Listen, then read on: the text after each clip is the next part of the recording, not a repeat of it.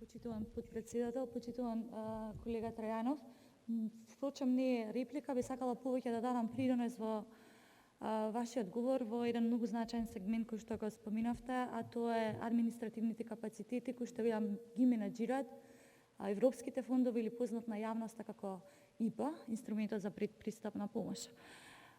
Имајќи предвид дека долго време со колегите никако посветивме внимание за да укажаме до менеджментот во институциите колку е значајно да се задржат административните капацитети да се вложуваат во нив, затоа што на долг рок луѓето кои што прочем работат на европските фондови, структурата ИПА, тоа се нешто повеќе од 400 луѓе во администрацијата,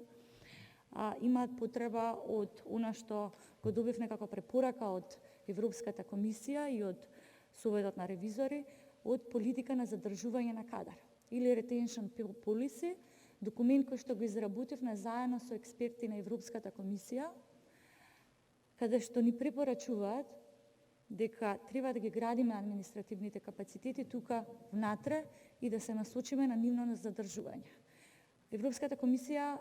и институциите вложија многу во градењето на овие капацитети, за да ние покажаме искористеност во овие фондови. Затоа сметам дека и сум приврзаник, знам јасно и моите колеги од оваа структура дека сме повеќе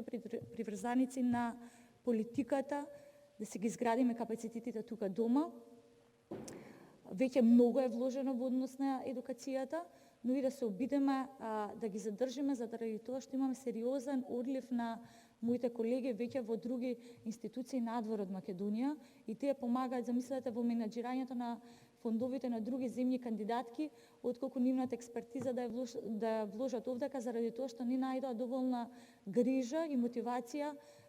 за да нели се признае нивниот труд, а верувајте дека тој труд не беше лесно да се изгради. Верувам дека и вие знаете колку е комплексна самата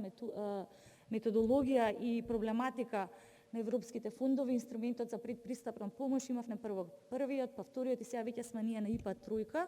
Затоа сметам дека сите треба да покажеме грижа, да го разгледаме документот на задржување на политика на кадар и да изнајдеме модел